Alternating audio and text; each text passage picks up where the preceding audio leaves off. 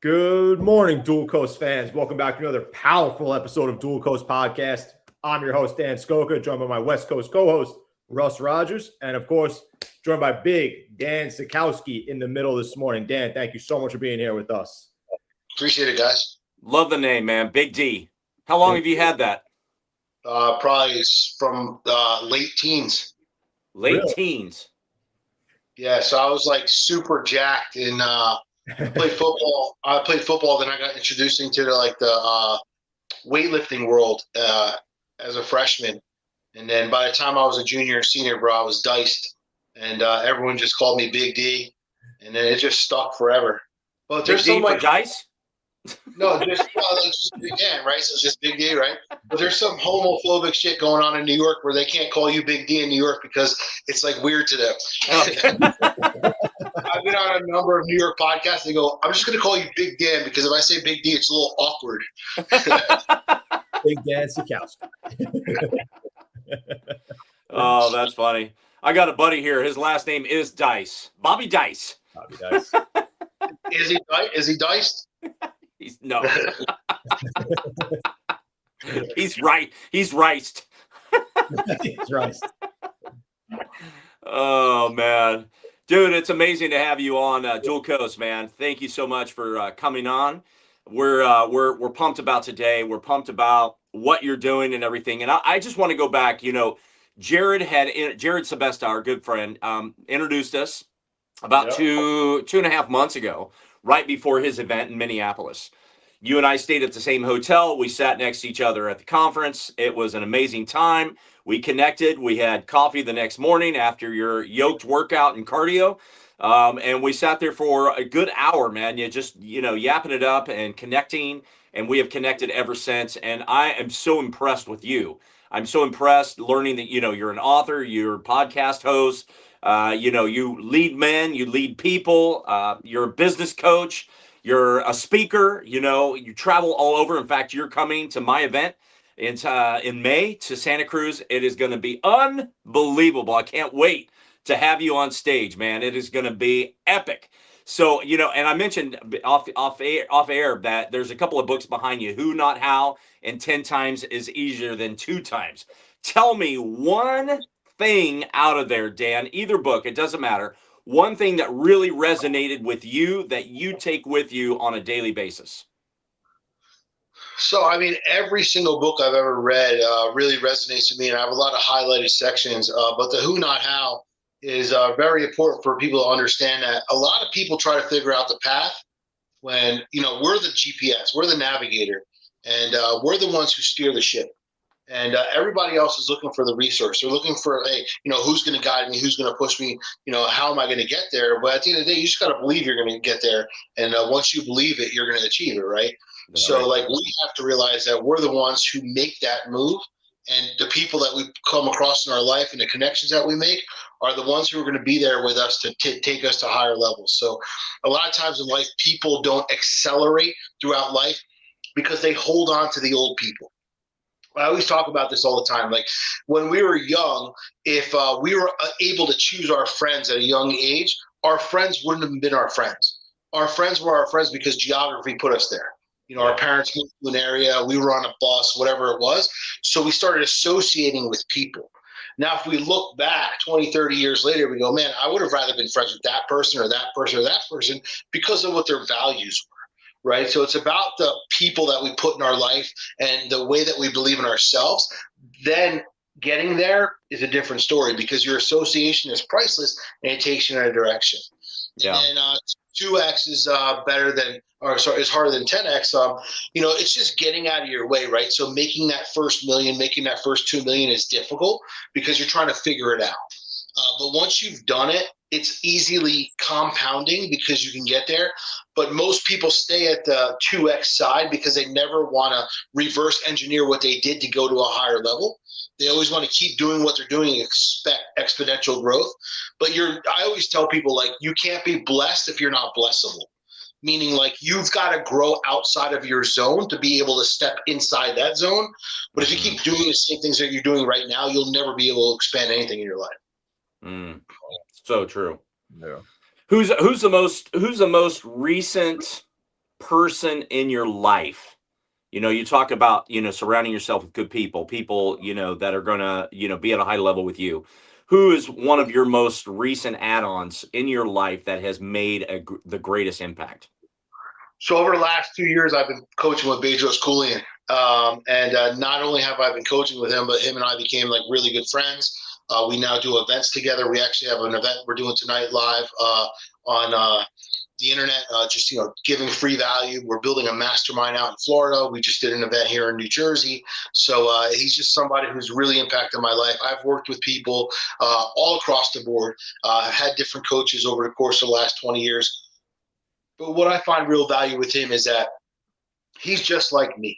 He's in the trenches with me. He's doing the stuff with me. I'm not dealing with his people. And here's what I call it as a coach. I get very upset when people hire people and then they got to deal with their people. Like you want to deal with the resource. So I've been in situations where I've had coaches and I've got to like go through filters to get to the coach.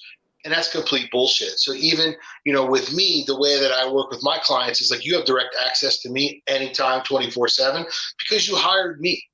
So being able to have the access I do with him and not even understanding how much access I would have had.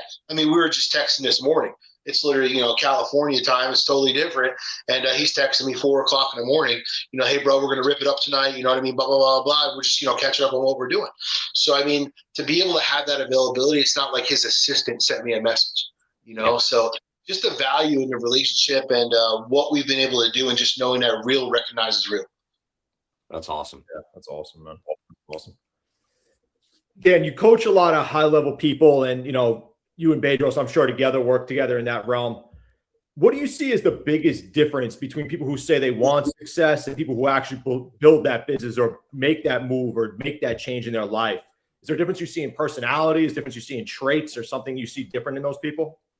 Well, desire is a starting point of all achievement, right? So everyone wants something, but most aren't willing to do what it takes. Meaning, people want to make more money, but you got to find out why. People want to change the trajectory of their life, but you got to find out why. If you just want to have a better life, if you just want to make more money, there's nothing deep enough there to make it actually happen. So you got to figure out why you want to transition, why you want to change, and why those things in your life are important. And once that why is deep enough, it's engraved in you. It's almost like the fuel that pushes you every day. But just to want something, it's not going to happen. Yeah. That's true. When you and I sat at the table in the hotel, you went back and you shared. I wanted to get to know who you are, who you were in your past and everything. Can you give our listeners and people that are going to listen to this in the future, can you give us a little bit of your background as far as a business person? You have started, you have sold, you have done things in business. And I want you to kind of take us through that. And I want to talk about some of the challenges along the way. And I want to talk about, what you've learned along the way as well. So give us a little bit of back history about Big D. Yeah, so 17 years old, fresh out the gate, started my first company. Had a mentor at a young age that told me he believed in me. I saw what success was. So I read the book Rich Dad, Poor Dad when I was 16, and I had my Rich Dad and I had my Poor Dad. I was able to lock onto my Rich Dad, see what the vision was outside of where I was living. I think a lot of times in life, we're consumed about our present situation. We can't really see outside the box. I was fortunate enough to meet a man who was doing big things and way bigger things than I've ever saw before and was willing to let me shadow him. So because of that, I saw a bigger picture of life. I went on to start my first company, and I made almost $4 million from 17 to 24. Then I went bankrupt. So what happened was my mentor at the time when I was 17 said, hey, man, I believe in you. You're going to do big things in this life. And that's all I needed to hear. I think sometimes in life we hear something, but we don't hear everything. And he told me I wasn't ready, but I didn't hear that. And I was like, yeah, I'm good. I'm ready. You know what I mean? You told me you believed in me. That's all I needed. That was my jet fuel. So over the next 7 years, I had massive success. And I believe it was because 2000, from 1999 to 2007, the economy was pumping. And I've never seen a bad time in business because I was only involved in good business. Yeah. Then when the economy crashes in 2007, the phone stops ringing, I'm not making any more money. Man, that was a wake-up call. So as much money as I was making, I was blowing. I had nobody giving me advice. I was like, man, I'm living on top of the world. I'm just blowing money. MTV Cribs, like I was like, yeah, I'm going to be on TV one day. You know what I mean? That was my goal because that was the picture of rich and wealth that we grew up with. Yeah. So everyone always says, like, throughout that time, what's the one thing that you regret? Do you regret going bankrupt? Do you regret spending all that money? I go, no, the one thing I regret is I never asked for help. Because we have this pride and ego system that runs in our life. And until we put pride in one pocket and ego in the other, just kind of, move forward, we can't ever get to that place that we deserve to be. So I thought I had it. How many times have we talked to people and they're like, hey, you need help? You want me to help you out? You need some help? No, I got it. But internally they don't have it, but we have so much pride that we don't want anyone to help us. It's the same thing with picking up a box. No, I got it. I'll blow out my back before I ask you for help. This is just the challenge of the way we live. So then, throughout that process, I got myself a mentor, started building businesses, built businesses to a point where for that first business, I was working 80 hours a week. So I was not only the main employee, but I was the sales guy. I was the estimator. I was everything. I was doing everything. So I knew that wasn't the life I wanted again because I was burning out. So I started reading a lot more books in business about processes, systems, and developing all that stuff. So at a young age, I got involved in the system side of business. I knew that I had to have a culture. I knew I had to have the right people in place, and I had to build a team. So ultimately, most people don't succeed in business because they have employees. And when someone walks into your business and feels like an employee, that's exactly what you get. But when someone walks into your world and they feel like a part of the team, that's exactly what you get. Culture, and everyone thinks like, all right, well, this guy owns the business and this guy needs to be the best handle. This is the way business owners think. Like, I have to be the best, and if I could just find more of me. That's the most selfish thing we can ever say. So when you look at, so I'm a Buffalo Bills fan. So when you look at the Buffalo Bills, amazing team, right? So the coach is a great coach, but the coach doesn't have it all. The coach has the idea, and then he trusts the team to do the job. Right. So it's the same thing as a business owner. As a business owner, we have to have the idea. Then we got to put the right people in place that we can trust to get the job done. But most businesses never operate this way.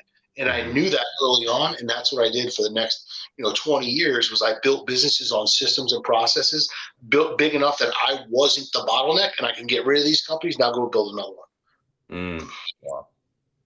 Wow. That's awesome. That's awesome, man. Dan, I feel like through that whole process, you kind of have to let go of an old identity through that growth. Was there a version of yourself you felt like you had to walk away from through that whole process to try to step into that new zone for yourself each and every time? Somebody you had to kind of, for lack of better words, kill off? Yeah. So, I mean, for everything that we do, I don't know if it's really kill off, but I think it's grow, right? So you're never going to become a better version of yourself unless you become better at what you are. And I think so many times in life, people challenge themselves to become better at things they're never going to be good at. So you have to find the one or two things that you're really good at and master them. So meaning like we have children, some people are married, some people aren't. And I think oftentimes we look at other people and we try to make those people show up in a way that they'll never show up. So it's the same way it works for us. Like our kids are going to be good at certain things and we have to allow them to excel at those things versus trying to make them good at something else. So as a business owner, you go, okay, listen, I'm good at this. I'm good at this. I'm not good at this. So if I put people in place here and I just become a better version of this, that's how it's going to work. So here's what I mean. I was in a bodybuilding world forever. I worked out competitively, at my younger age for many, many years. So I knew that some of my muscles weren't going to grow like some of my other muscles. Yeah. So I had to be okay with that. But what can I do to make sure that if I have this muscle that's developing the best way I can, that I can make sure it doesn't overlap and become too much bigger so it makes this muscle part, look out of proportion. So it's the same thing, everyone focuses, I have bad shoulders, and they overtrain their shoulders and they're never growing. Utilize the parts of your body that are going to be able to work for you so that you can have the advantage. So I always knew where my strengths were. My strengths were my calves, my strengths were my biceps, my strengths were my triceps. I was never able to get that super, super round shoulder, but I knew that if I got my chest right, if I got my triceps right, if I got my back right, which were easier for me, the shoulder would almost develop itself, right? So many people focus on the negative, focus on the positive, work, resilience, resistance for the parts in the life that you can become better at versus the things that just aren't working. But we focus so much on the things that aren't working, and it disrupts our growth. Mm-hmm. Yeah. Off air, you were talking about your knees, surgeries, different things like that. And we all, come across with different challenges in our lives. What kind of challenge did that create for you? What did you overcome it, and how did you apply that to your life in business? So my knee sucked, man. It was terrible for 15 years, but instead of complaining about it, I just lived with it. And we can wake up every day and choose one of two things, move forward or blame why we can't. I still participated in things with my kids. It sucked. I still did everything I could. I couldn't jump off a curb because the pain was so bad. I had to walk upstairs slowly, but I didn't complain about it. People would be like, man, like you look so uncomfortable walking. But I learned to live with it because I knew there was nothing I can control. Every doctor I went to was like, hey, man, you're too young. We're not going to replace your knees. You're too young. You're too young. And they tried everything. Every insurance company rejected me, everything. And I just had to face the fact that I was too young. All right. And they're not going to do it. So I had to learn with how to live with it and be okay with it, but still push forward. The problem in life is we look at situations in our life, we allow them to paralyze us. I don't, but many people do. And they become, the identity of who that person is and why that person can't achieve something. So I just kind of go, okay, well, listen, I could be the victim of this circumstance, or I could be the victor of this circumstance. Whatever it is, how do I use it to the best of my ability so it's not going to break me down, but it's actually going to build me up? Yeah.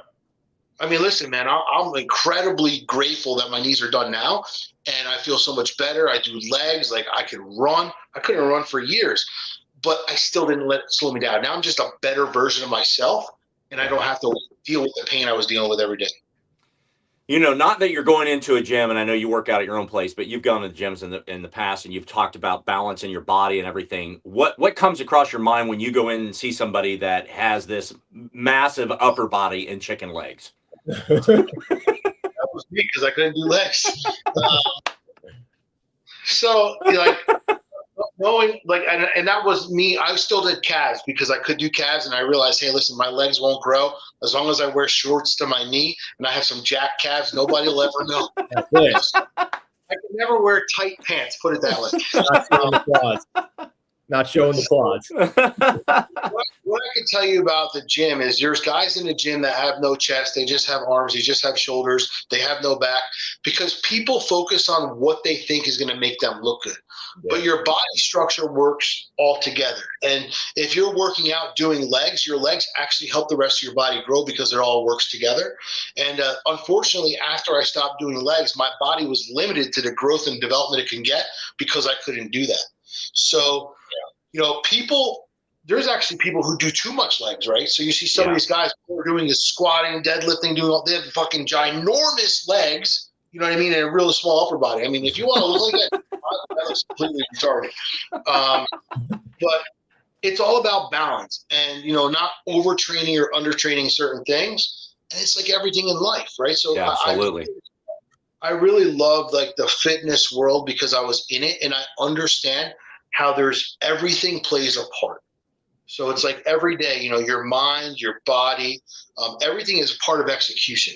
And if you leave something out, your day is never going to go the way it should. If you leave something out of your training, your body's never going to grow the way it should. So everything in life works the same way. It's just like your car. If your car had 3 wheels, you're not going to drive, right? So everything has an operating system, business, life, our body. And if we don't follow the map, it's never going to go to its full potential. Yeah. I live by the beach, and I'm like, whenever I see somebody that's really yoked from the waist up, I just want, and they got chicken legs. I'm like, yeah, I just want to yell at them, dude, work on your legs. It's like so looks just so out of balance. Tell them to spot inject their TRT in their calf and wear long shorts. Long shorts. Past the knee. Hey, now I can wear shorts above the knee. I feel like. Thank you. My kids used to be like, bro, your shorts are so long. Like, that's out of style. I'm like, Unfortunately, that's kind of what I got to do. This is not for fashion. Oh, that's too funny. Dan, do you feel like that gym discipline that you developed early on in life kind of carried into business? And do you feel what's your daily, what does self-respect look like to you daily now? Like, what do you do daily? What's your daily habits, the routines look like that you carry into business simultaneously? So I totally believe that the discipline, because of eating the way I had to eat, I used to train twice a day. You know, for me, I still to this day, I work out of a paper planner. My entire day is scheduled on the hour. I know what I'm doing. I know what I'm doing. I have a Google Calendar too. My assistant will put everything in there. I mean, bro, all I see is a whole bunch of boxes. To me, that shit makes me crazy. And I'm completely organized, and I work everything day to day, and I have everything strategically in a planner. Every one of my coaching clients that I work with directly, I try to tell them to get a paper planner. Here's why. You can always have your day go with you. And if you're trying to figure out what you're doing Monday and what you're doing Friday, and you're trying to look at a Google Calendar, you got to open this box, open that box, do this, do that. And you can never facilitate your life in an organized way where you can create notes, transition things, move things. So it's always easy to open a book and be like, okay, well, this is what I did this week. Here's the notes on this. Here's the notes on this. And you can always go back.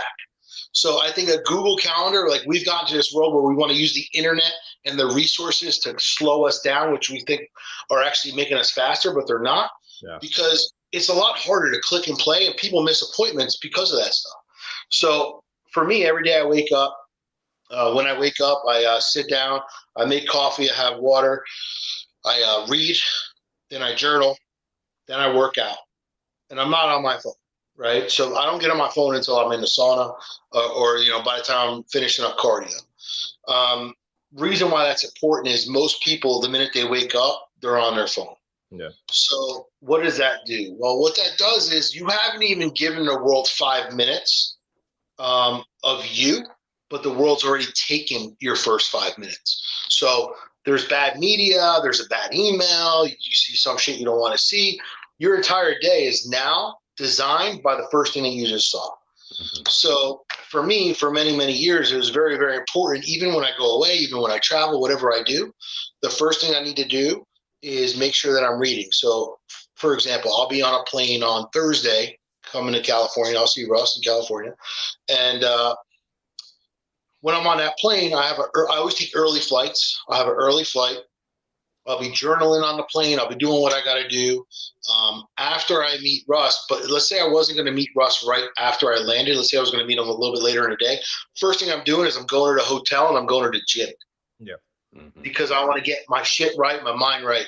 You know what I mean? But I'll meet Russ, have lunch, and then I'll go to the gym, you know, on my way. Because at the end of the day, like, you always got to get your routine in and get your mind right and get yourself reset. Most people, when they have long travel, they want to go to the hotel and take a nap. Yeah. But if you actually go to the gym, you get recharged and you readjust yourself to where you are right now, and now you're ready to go. So my day starts the same every single day, and I usually don't start my day till 8:30, 9 o'clock. But by the time I'm started, I'm already ready, and the world's now got to be ready for me because I'm already available. But most people allow the world to dictate their day.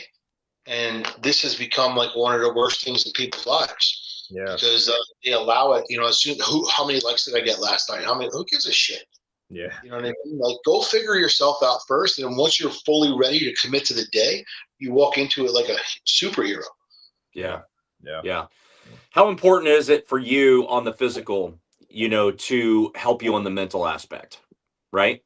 Because you talk about, you know, you're on a long flight, you know, and then you come in and you get off and you get into the gym, you work out if you have the opportunity. But, you know, how important is it, like, for other people, not necessarily for you, but how can other people apply that to their life to say that the physical just increases my mental capacity and my mental outlook? Well, your physicals, you're out. It's like you're outbound, where everything just kind of pours out of you, and you kind of have your time to yourself. And it's like anything that's going on with you, it allows you to break through your workout. So even if you're just doing push-ups, you're just doing sit-ups, whatever you're thinking about, just get all that stuff out during your workout. Use that tense stuff that you have going on in your life and just work it through your workout. So now you're fresh, you're good. You know what I mean? You got any anger out, you got any stress out, you got all that stuff out. Now you're ready to go with your day. A lot of people like to work out at night. I hate working out at night. Yeah. You know what I mean? I used to work out at night back in the day, but I just feel like I get a way better workout in the morning because of clarity. I have a clear head. Yes. Yeah. When you're trying to work out at night, like you're so distracted. And this is why I don't go to the gym. I have home gyms because like you go to the gym, everyone's on their phone, everyone wants to talk to you. Like, just leave me alone. I just want to work out. I want to be in my zone. Yep. Yeah. Yep. So true. So That's true. good. Hey, I like to start my day with a walk. So I get out and you talk about, moving the body, but also just clearing the mind. And that's the way I like to start my day. And typically I like to do my workouts somewhere between 3 and 5. But yeah, I'm like you. There's no way I can work out at night. If it's after 5, forget it. Yep. That's okay. If you're doing your cardio in the morning, you're getting your think time.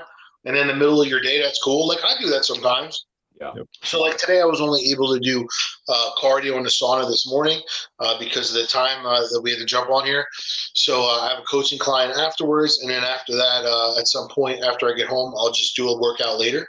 But I'll be good. And then I have a big Zoom. So I'll get pumped up like through my workout. And then I'll get on my Zoom at 8 o'clock tonight. And I'll just rip it up. You know what I mean? My mind will be ready. It'll be clear. Anything that's happened up to that point is gone. Now let's go. Fresh mind. Yeah. That's awesome. 100%. One thing I actually started doing in the gym too, instead of listening to music, I started listening to motivational talks.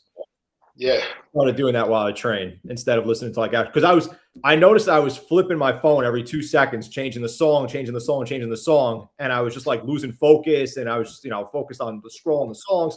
So I started putting on motivational talks now on Spotify, like pep talks, motivational stuff, Goggins, whatever, and just listen to that the whole workout. Yeah, I do the same thing, or I listen to a podcast or something. Podcast. Dual coast. Dual coast. I need music to work out. You don't need music to work out because you're actually thinking about the song and you're trying to relay it versus just trying to, get inspired to do something, right? Yeah, exactly. I figure I give myself that clarity simultaneously with the motivational talk and kind of just carry it into the day as opposed to listening to the music and getting in the car, listening to more music. It just doesn't do anything for me. Yeah, exactly. You can say I something. honestly don't even listen to that much music, sometimes. And if I do listen to music, it's usually like Christian music that I have on or country music. Country I'm big with it in the gym too. Who's your favorite country singer? I mean, I don't really have a singer, but Morgan Wallen's good. Zach Bryan's good. Zach Bryan, yeah. You'll never catch me at a concert. I'm not paying that much money to go see one. No way. My kids go to these concerts. They're paying $500 a ticket. I go, you're out of your fucking mind. Dan, so what were we going to say? I cut you off. I'm sorry. It's amazing how much money these guys get, and these people are all sucked into it. But here's another thing is like, people pay $500 to go to a concert, but they won't invest $500 in themselves. Yeah. That's literally what I was just about to bring up. People will spend money on the obscure kind of things like, Taylor Swift is like $3,000 to go see her. But you ask somebody to spend $3,000 to go learn a skill set, and they will not do that. You couldn't pay me $30,000 to go see her. She sucks. Yeah, because nobody wants to invest in themselves. So it's like this, right? So no matter what we look at in life, we have these 2 lists in our life. We have the to-do list, and on that to-do list is all the things that we need to accomplish, plus it's the personal development. Then we have the not to-do list, which is like, hey, hang out with my friends. Hey, watch Netflix. Hey, go to a concert. Hey, do all this other stuff. And people want to complain about why they're not growing over here. It's because they're spending all their time and money over here. Yeah. It's actually good, practice to do. We're writing down different things, journaling different things like, I want to be here, not here. I want to be here, not here. And I feel like that's overlooked too, is journaling something I'm trying to do more often also is, tell myself the goals, talk to myself, say what I want to do in the morning, what I want to achieve, where I want to be in a year. I feel like that's very overlooked now. People don't really do those type of things. Yeah, I think starting your day off with gratitude is the most important. Like, what are you grateful for? Because a lot of times in life, listen, we all have challenging things that happen in our life. And it's always nice to be grateful at the time that life is good. But even in those bad days and those bad times, if you still have moments of gratitude, it actually helps you get through everything. Yeah. Yeah. Sometimes I'm, even grateful for the lessons that I'm learning, the trials that I'm going through, because it's teaching me or helping me grow, to another spot. But people don't look at it like that. Yeah. Yeah. Yeah. Our buddy Jared, he always starts his day with gratitude walks.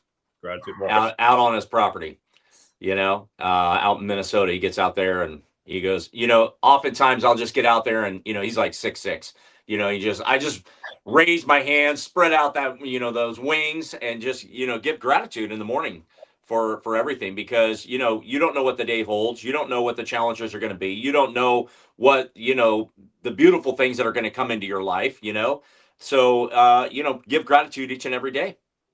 Absolutely. Yeah. Dan, do you feel like as you've grown more in business and success, do you feel that life's become more isolated? Do you feel like it's become more isolated or quieter, or you think it's gotten more louder?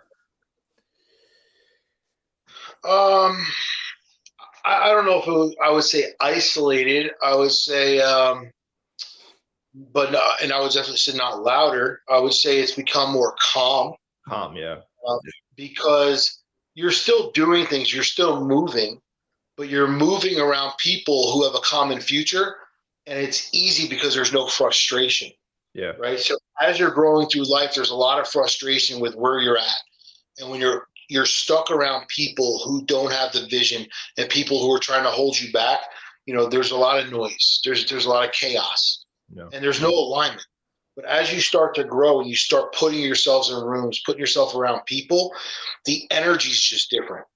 Proximity is power, right? So at the end of the day, when you start spending time with people who are growing, conversation, you're not fighting for a conversation. So meaning, like, if there's a wedding coming up, or there's a birthday coming up, or there's whatever coming up, I probably don't want to go. And the reason why I don't want to go is because everyone's going to sit around the table and talk about what we used to do. Yeah. And for me, it's painful. Unless it's going to and I'm talking about a family member or like an old friend. But if I go to a wedding or something for someone that's in my life today, I know that the players around the table are going to be a little bit different. Yeah. Right. So I don't want to go to my 20th year reunion because what do I want? What am I holding on to? Yeah. If you hold on to which is small, you never get which is large. What are we going to talk about? How we used to get in trouble? How I almost got arrested? Who cares? Yeah. That's irrelevant. Yeah. But this is the kind of conversations that we have, and a lot of times with our family, depending on how you grow up, these are conversations you have around your family because they don't have the same vision as you. They don't think the same way as you. My mom's always like, "You're crazy." You know what I mean? Like, when do you slow down? Like, but I don't slow down. I don't. You see things that people don't see. And that's why it comes together. Like me and Russ have this conversation all the time about putting yourself in the right rooms. Like you just said, you want to put yourself in those conferences with like-minded people and surround yourself with those people and kind of, I hate to say this, but let go of the people who aren't in that same mindset as you. I'm sure you throughout the process have lost a lot of friends along the way and people you used to talk to and everything, people who were close to you. And kind of me, the same thing, in all honesty. I stay more isolated now. That's why I asked that question, because I feel like the group around you becomes a little bit smaller, but more like-minded simultaneously. Yeah. So I think what we realize in life as we grow is we don't really have friends. Yeah. We have associates, and then we have a couple close people to us. Mm-hmm. Because if we're evolving all the time, those friends, unless they're on the same journey with us, are always going to be replaced. Yeah. And people take that as pain. And I go, listen, you still love your friends, if that's what you want to call them. You still love the people in your life, but you can't love them enough to be held back. So yes, there are people I talked to that 5 years ago that I still talk to. Do I spend as much time with them? No, because I'm spending time with people who are elevating me now. Maybe those people were part of my past. So I think at the end of the day, when someone's like, "Oh, I've had the same friend for 30 years," well, there's a problem there unless you and your friend are going in the same direction. And oftentimes, neither one of them is growing. They're on an equal playing field. Yep. And for me, it's like, hey, I don't want somebody to hold me back. Listen, if my friend's going to elevate with me, I'm down with it. And, every single person I've been around for the last 10 years, every single couple of years, it's kind of like Okay, re-engage, filter, re-engage, filter, re-engage, filter. And you just start spending time with people. Like I'm spending time with people today that are making more money per person than 10 people that I used to hang out with 10 years ago. So it's like the difference, but people want to hold on to this and they feel bad. You can't feel bad. Yeah. You got to love your life enough to know that your life is designed by you. Yeah. And if you allow other people to dictate your direction because you're connected or they don't want to let you go or you don't want to let them go, you're going to hold yourself back. You're never going to evolve. Yeah. Yeah. It takes a mindset shift on your part too. Yeah.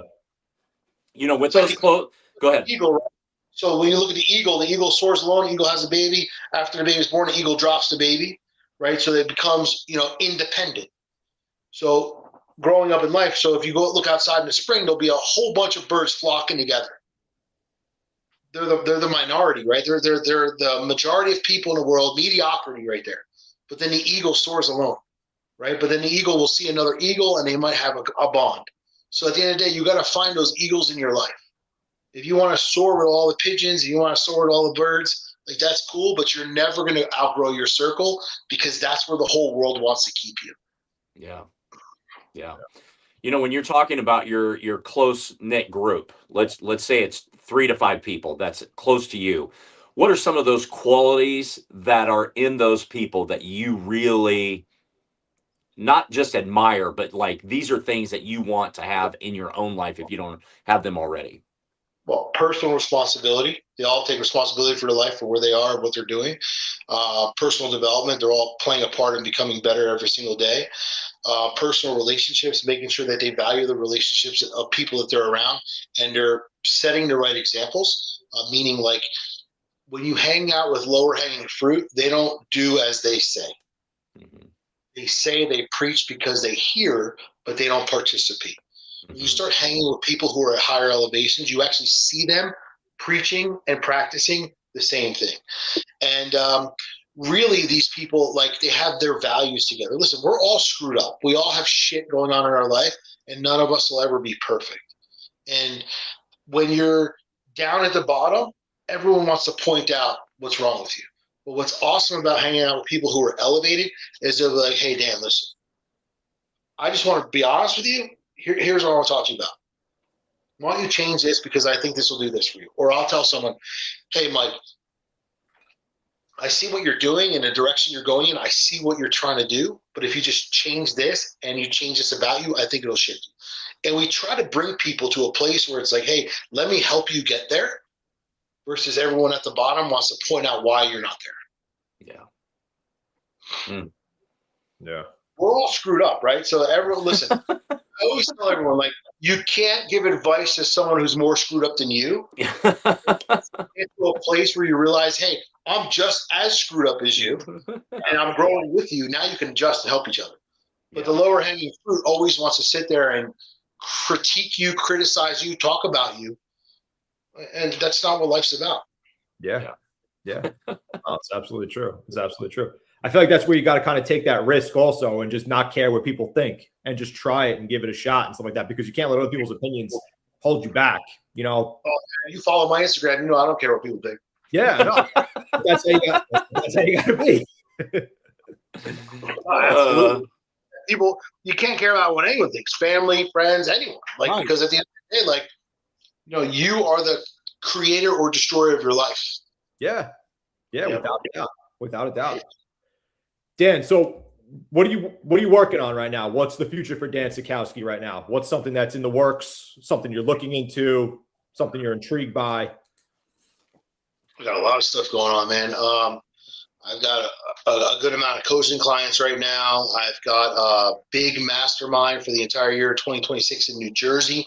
Tonight, we're launching our Florida mastermind for 2026. I'm going to be doing a mastermind with another individual. It's not to be told yet who, but we're going to be doing a powerful mastermind in South Florida Me and this guy, he's connected to Ed Milet, so it's going to be a really, really powerful mastermind that we're going to be doing for 2026 in Florida. That's in the works right now. And then I have another mastermind in Jersey that we're going to be doing with a couple high-level people as well. I'm talking 8-figure earners. And that's something outside of it. So I host my own personal masterminds where I bring in, people who are just attracted to me and what I do. And now I'm also stepping outside of it, and I'm partnering up with some other high-level people, and we're going to be doing masterminds together. Obviously, higher ticket, but way more value because of what we can do. That's awesome, man. That's great. Love it. Love it. Absolutely. One of the things that people have in their lives is lack of confidence, right? And self-doubt. How do you take somebody that has self-doubt and help build the confidence in them through your coaching program? Well, I always resonate back to a child. And I go, think about when you were like 3, 4, 5 years old and you wanted a toy or you wanted ice cream. Did you get it? Not always. Say, no. Yes, you wanted ice cream and the ice cream truck was there, or you were somewhere, your parents were like, all right, I'm going to buy you ice cream, so you shut up. Yeah. And oftentimes it happened. And if you were in a store and you held on to something, and maybe it wasn't all the time, but a majority of the time, if you wanted something small, it was a couple bucks and you held it across the store, you literally got it so you would stop. Yeah. Because you were resilient as a child. If you wanted something, you went after it. The same thing happens when you're crawling to walking. You have a desire to make it happen no matter what the obstacle is. Mm-hmm. So when you're a kid, you start dreaming of this, I want this car, right? So when I was young, we went to the boardwalk and we had these gold frames. I think I had like a Lamborghini and a gold frame and a monster truck. So I envisioned myself growing up. I'm like, I'm going to have a Lamborghini and I'm going to have a monster truck. I'm actually going to have the monster truck pulling the Lamborghini. Like, this is the whole thought process, right? So like girls want a pink Mustang or a pink Corvette and a guy wants this and a girl, whatever it is. Then all of a sudden now you're 16 years old and you're about to get your license. You go, I want a pink Corvette. And then what happens? You can't have a pink Corvette. I'm going to buy you a reliable car that's going to get you from point A to point B. Mm-hmm. And you should just be grateful. So now what happens? Now at a young age when we start to drive, our dreams start just falling apart. Now we wanted to be, in a spaceship. I want to be an astronaut. I want to do this. I want to do that. Hey, why don't you just go get a job? And we start getting conditioned in our early teenagers of how we should live life based on what other people value. Mm. And all of a sudden, we just stop dreaming. We stop fighting. We stop going after what we want. So I take everybody back to that place of who were you, who are you, and who do you want to be? Mm-hmm. And if we can just eliminate the middle section and realize, like, hey, this is permanent if you believe it is, but this is temporary if you truly believe that you desire to be here, right? So most people become paralyzed to the fact that this is life, right? So how many people do you know? They wake up every day and they do the same thing over and over again. And you just complain about it, like, same thing, same routine. They work for Friday, they work for Saturday, now Sunday. What is it, like 90% of heart attacks happen on Sunday and Monday because people know where they're going, right? So if this is the way you live, they often say, well, people die internally at 25, but they just don't die in life until 70 because they just kind of give up. So I try to bring people back to this place where you once believed you can do all this. And what happened? What stopped you? Now we have to get all of that inner stuff that you believed about yourself out. And let's get back to this place. Because if you believe that you could truly be something or be somewhere, you'll be there. But if you don't believe it, you're never going to achieve it. And that's what happens. People stop believing. Mm. That's powerful. That's powerful. Big T. We'll finish out with this one real quick, but we have a saying or a quote that we close out every single show with, and that quote on it here is, "Wellness is not about perfection; it's about progress." What would you say that statement or that quote means to you? We say wellness. Wellness is not about perfection; it's about progress. Oh, of course. I mean, listen, you're not going to wake up and be the healthiest man in the world. You're not going to wake up and be the most fit man in the world. You got to keep working on it. And by the time you pass, you're not going to be the most healthiest. You're not going to be the most fit. But as long as you're working every single day, what do they say? 1% better, right? So as long as every single day, no matter what it is, whether it's your mind, your body, whatever it is that you're trying to connect, make sure you're doing something to become better. So that when you lay your head down at night, you don't say, I wish I did this. Too many people focus on the what they can't versus the what they can. So another thing I teach my coaching clients is there's 2 words that we don't use. We don't use the word try. So we're sitting in a new year. Today's the 13th day. They said, well, last Friday was like give up day where everyone gave up on their dreams already.